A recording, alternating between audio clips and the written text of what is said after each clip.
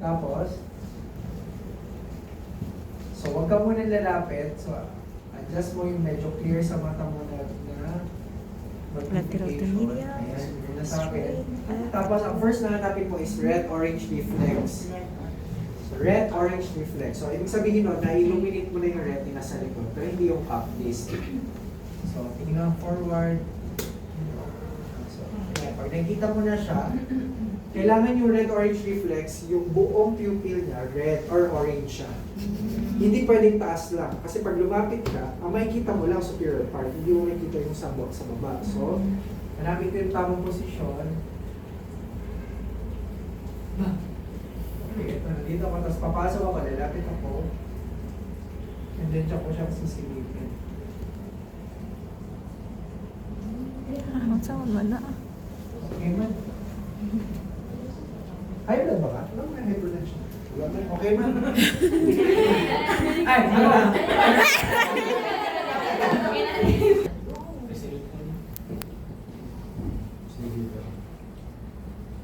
Free consult. Straight lang ha. Ito, mas maganda, mas dilated kang pupils kaysa kay Ram. Di pa alam mo. Pagay mo. Ito ko gabay. Huwag ka masyado nalang. Yan. Sa ito ba, kung yung ROR.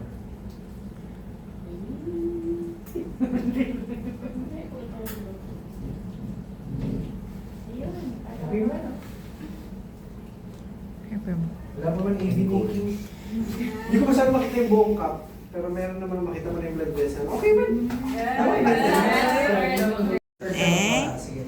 Pag sa tail naman, pwedeng nakaganito, dapat kasi nakahang. So usually yung ginagawa ko, ina-catch na ako. Sorry ulit ko para relax lang. Ato. Tapos patella, tibial tuberosity. In between the inferior part of the patella and the tibial tuberosity would be the inferior patellar tendon or patellar tendon. So doon ka dapat mag-stimulate. Wow! Wala, grabe lagi na. Dili lagi mo liyo ko kami. Magakilis eh. Tanggal daw sa sakit. Laguta, uy. Paid actor ang Pag ano kasi, ang tail natin, usually naka-dorsiflex na siya, relax. So kung ang kilis, ang gusto mong movement kasi is dorsiflexion, di ba? Ay, plantar flexion, sorry. Plantar flexion. So naka-plantar flex na siya, relax. So ang ginagawa ko, pwedeng ginapatok na ako siya dito. Tapos nagahika ko ako naman, pagsisipa siya sa'yo.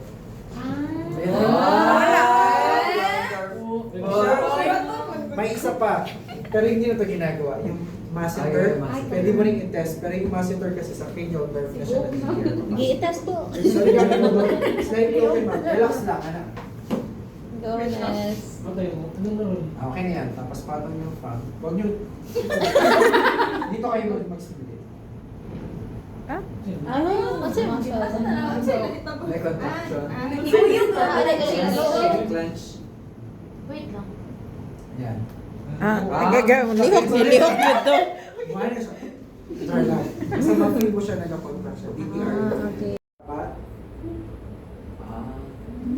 nag-glide yung finger mo sa skin. So every time natutusok mo yan, it will somewhat give you a consistent intensity sa pag nagbigay ka ng stimulus. Kaysa yung ganito lang. Yung force mo. Parang magkukulang. Acupuncture yard. Pag paper clip eh, yan. Acupuncture, actually ganito ang acupuncture. Sorry, mas masakit yan. Nag-acupuncture ba mo? Wala pa. Wala. Yan yung certified ko for hand. Okay, sa tingin sa likod, sa face, hindi ko na nakontrol. Sana. Katong sikat na si Dr. Tan sa UERM na yung acupuncturist na siya. Meron kami subject kasi no, hindi subject, parang topic sa pharmacology and medicine. Sensation testing, actually may tatlo, di ba? Sa spinal cord siya mas important kasi sa spinal cord, if you remember, the anterolateral spinothalamic tract or technically the anterior half of the spinal cord carries sensation for pain, temperature, and light touch. Okay? The dorsal column sends information to the brain. Anong information yon? Vibration and proprioception. Pwede rin kinesthesia, pero debatable yun. Proprioception and vibration. So when I say you're trying to test for the anterolateral spinothalamic tract, hindi pwedeng light touch na. So actually, mas maganda kung may temperature, pero masyado nang madami. So ako, pain and light touch. Bakit cotton? Kasi kung yung gagawin ito. Feel niyo po ba ito? Unprofessional. Kahit sabihin mo naka-gloves ka, unprofessional yun. So kung mag-kill yun, madidemanda kayo. Bakit nabili niyo po ba ito? Yes, no. Madidemanda kayo. Okay? So light touch, ano yung instruction? Okay. Ngayon po, ititest natin yung... Sorry, masakit nila to. So, okay. Ititest po natin yung kakayahan na makaramdam. Wow. Pakiramdam. Pakiramdam po sa sakit. Ito po yung sakit. Ito po yung light touch or cotton. So, ito po yung dapat ipapakita niyo muna naka-eyes open. Ano yung i-expect niya na sensation na nakikita niya. So, ito po yung masakit. Ito po yung light touch or yung cotton lang po. Or parang pahid lang siya. Okay? So, kailangan nakikita niya. Now, the instruction is important. Ano ba ang dapat response ng pasyente? Tama ba yun na ipapapikit ko po yung mata nyo, ipaparamdam ko po ito, sasabihin niyo po sa akin kung masakit o hindi. Mali yun. Mali yun. Bakit? Bakit mali? Masakit? Hindi. Masakit? Hindi. Ang tinitest mo lang kasi is kung ma-feel niya. Tapos, ititest mo kasi both pain and light touch. So, dapat ganito yung instruction. Ititest ko po yung iba't ibang parte ng katawan niyo po. Ito po yung sakit, ito po yung light touch. Ang sasabihin niyo lang po sa akin, kung may naramdaman kayo, sabihin niyo kung meron. Kung wala po kayo naramdaman, hindi niyo po kailangan magsalita ako. Kasi bakit? Pag sinabi niyo, eto naramdaman mo to, eto naramdaman mo. Nagbibigay ka ng verbal cue kung kailan ka magte-test. So, continuous ka lang magte-test, tapos dapat nagsasalita siya kung meron. Ikaw ang magmamap kung bawa, nagbigay ka ng stimulus, wala siya response. So, alam mo na. That will avoid malingering or being competitive of the patient. Ibang pasyente mo, nandiyan siya. No? So, ako minsan, pinapatakpan dyan ako, nag-blindfold. Kung alam ko competitive, masisense mo. So, gawin natin sa iwa. So, baba ang kamay, sa gilid lang po, pikit po ang mata. Sabihin nyo lang po kung meron. Huwag nyo sabihin nyo, ulitin ko ha, instruction, sabihin nyo lang po kung meron. Huwag nyo bibigay yung option ng meron or wala. Kasi pag wala, paano niya malaman kung wala? Hindi niya alam kung nasi-stimulate ka. Pwede mo rin pang-catch yun. Ito, wala kang bigay-stimulate. Ito po, meron. Meron no. Alam mo na, malingering. So, ulitin mo ulit yung test mo. Para malaman mo kasi siya nagmalingering. Okay? So, pikit po. Pag nag-test kayo, pwede kang from the foot going up or up going down. Pero, never in a predictable pattern. So, huwag niyo gagawin to.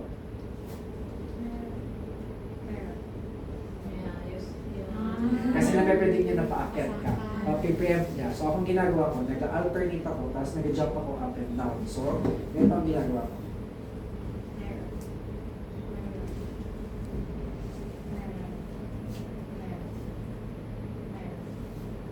So, hindi niya nape-predict, no? So, ganun dapat pag-sensory testing. Tapos, sa spinal cord injury kasi dapat dermatomal. So, kabisaduhin nyo lang yung dermatomal. Ako, hindi ko siya kabisado, lalo yung abdomen, tsaka dito cervical area. Kasi nakalagay sa libro talaga 4 cm from the tawag ni vertebra protuberance or prominence is C4 na siya. Bullshit yun. Ganito lang. Yung mga landmark lang. So, for the lower extremity, the big toe is S.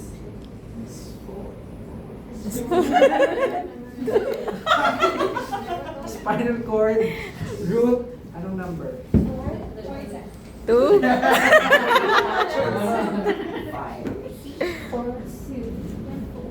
S2. S4, S5. Diba S1, S2 dito sa single. S4, S5, or S5. S5, S4, S4. Ano to?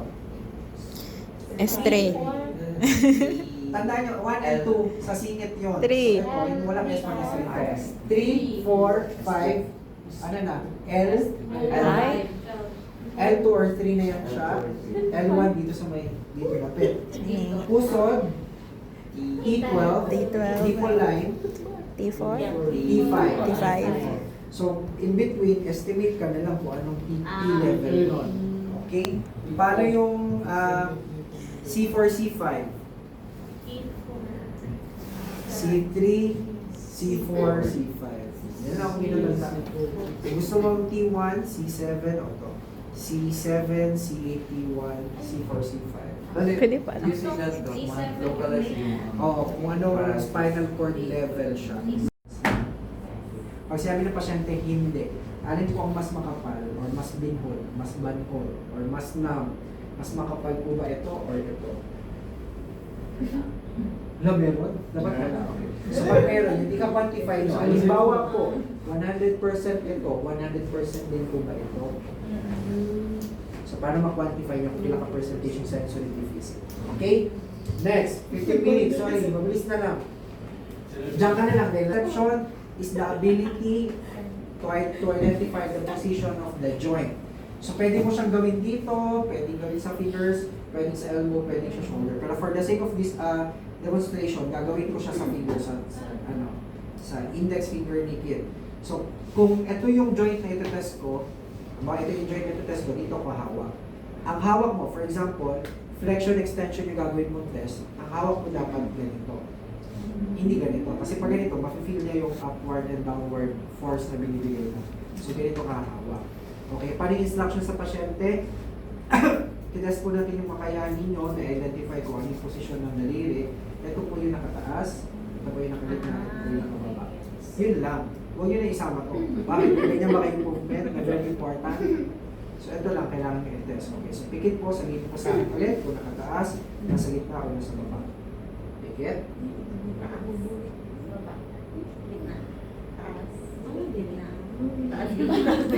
Sa proprioception, ganun siya. Pwede mo gawin yun sa larger joints, pero mas mahirap siya gawin. Pero wala siyang clinical significance masyado. So ako ginagawa ko doon, I do the wrist, and then I do the plantar flexion, dorsiflexion. Yun lang, for proprioception. Kasi hindi ko siya ginagamit for localizing kung anong spinal cord affect, spinal cord level yung injury niya. Pero next time na yung pag-usapan. Cerebellar test, cerebellar coordination and balance. So, merong coordination test para sa kamay, may coordination test para sa tiil, or sa lower extremity, and then balance testing. So, the first test would be finger to nose test. So, paano to finger to nose test? So, again, hindi kailangan nasa harapan ka, pero kung gusto mo, pwede rin. Sige, gawin natin sorry. Ang finger to nose test kasi, hindi, okay lang. Sige, para mas makita nila.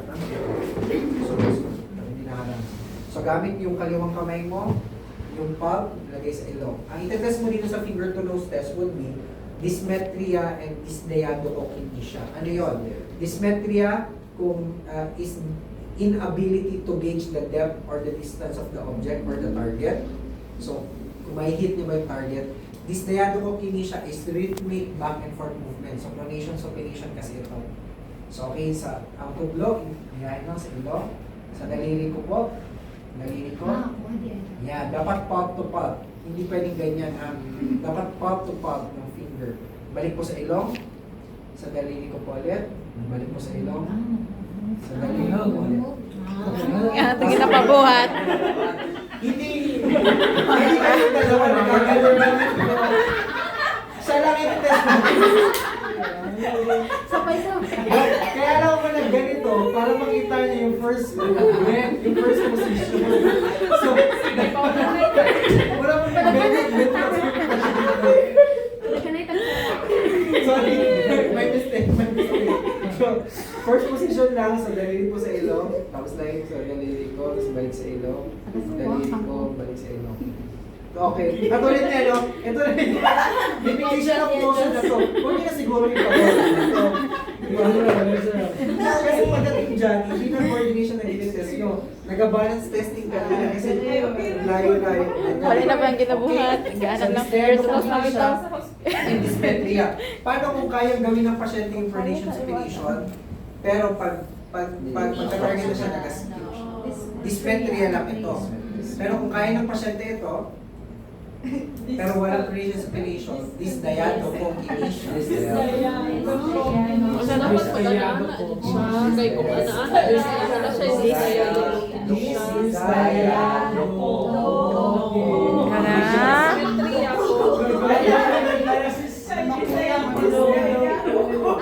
Vic, saan? Punta yung buhok. Bronchinoconiosis. This meaning dysfunction or inability. Diado. Ibig sabihin rhythmic. Doko, ibig sabihin diadoko or rhythmic back and forth. Kinesia movement. So inability to perform rhythmic back and forth movement. May isa pa. Sige, dyan ka na lang. Kung ano yung sunod dyan? O sige. Heel to shin. Before sa kamay, before sa weakness mo, hindi niya kaya mag-shoulder flexion. You want to test for this diadoco kinesia. So gawin mo ganito. Alternating pronation supination. Kailangan naman rhythmic. So the first would be both pronated, tapos supinated, tapos pabilis ng pabilis. Now, yung next, kung gusto mo siyang i-progress na mas mahirap, isa pronated, isa supinated. Tapos dapat alternating. Pag ganito ang ginagawa ng pasyente nyo, wala yung rhythmic doon. May back and forth pero wala yung rhythmic. Dislayado kung kinesia pa rin. So, dapat ganyan. Yung isa, pwede...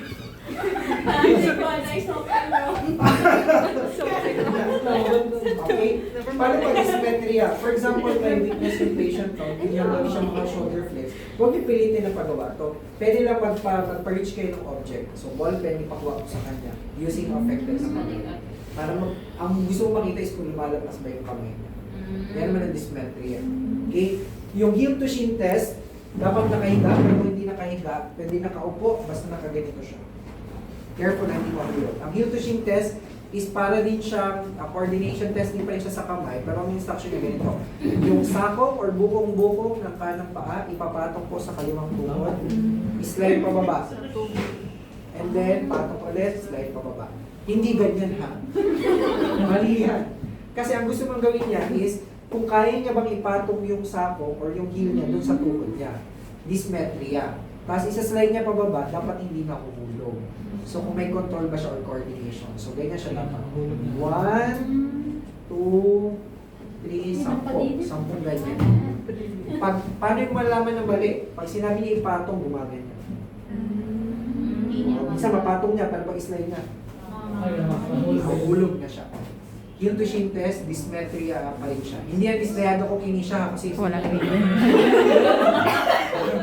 may condition supination ng paa pero 4 foot and high foot. Papakuyawin mo. Pwede rin gawin ito sa kamay, no? So, follow me lang po, gahin po, itap lang po. Kailangan parehas kinulidan sa sabay nyo yun. Congratulations. Sa paa naman, pwede nyo gawin ito. Pwedeng sabay muna. Dapat sabay sa sarili left, tapos underneath.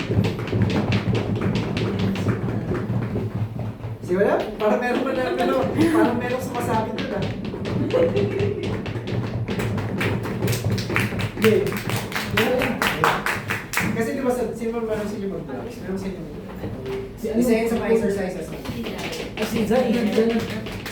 Sabihin mo ng instructor mo, 1-4 sa taas, 2-4 sa baba.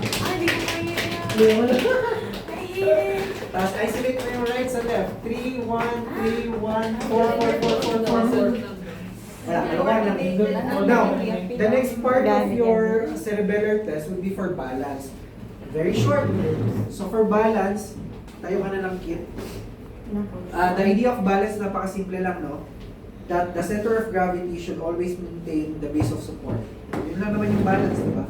If your center of gravity protrudes or goes beyond the base of support, pwede kang ma-fall. Pwede kang matumba. Meron tayong mga strategies. Meron tinatawag na ankle strategy. Ibig sabihin, center of gravity ko at approximately nasa S2 vertebra, di ba? Dito siya mandas. May baba ng puso in between the puson. Tapos, pag nag-protrude siya forward, para hindi ako matumba, anong gagawin ko una? Yung ankle plantar flexors ko, magpo-contract para itulak na ulit papalik sa gitna.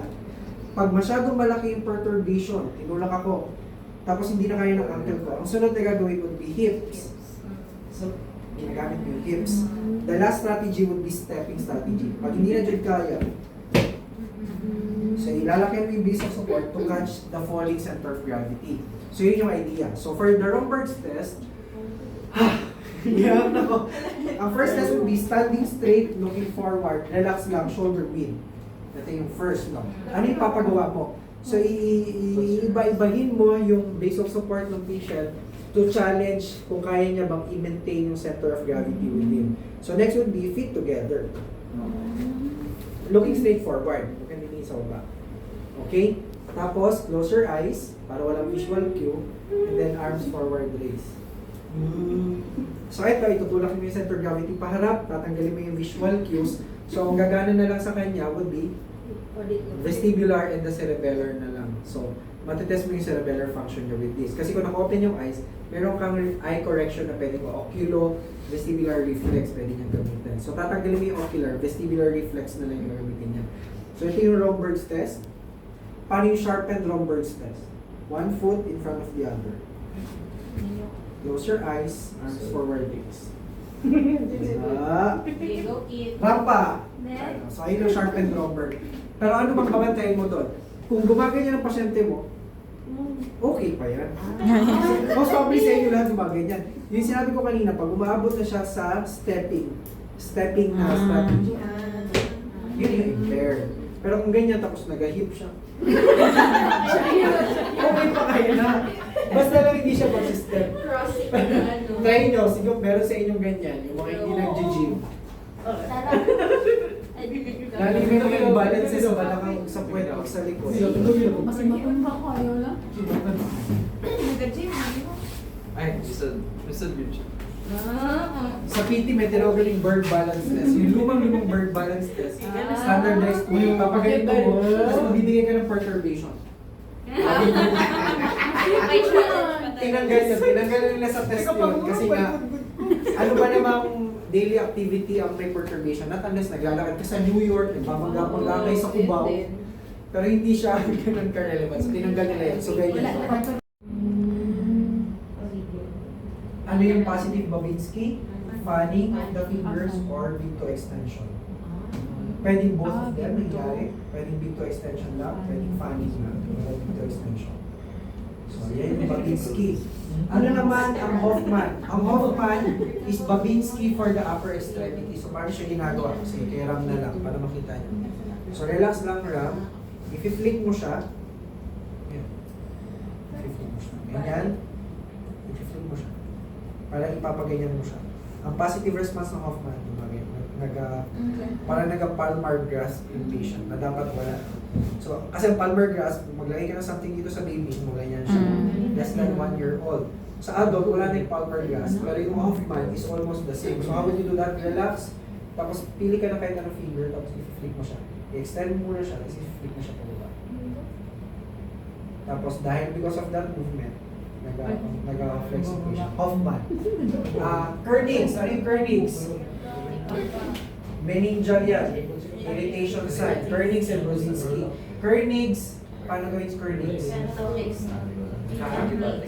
Anong gagawin hilabtanin mo? Neck and knee. Kernig is knee, Brzezinski is bottom.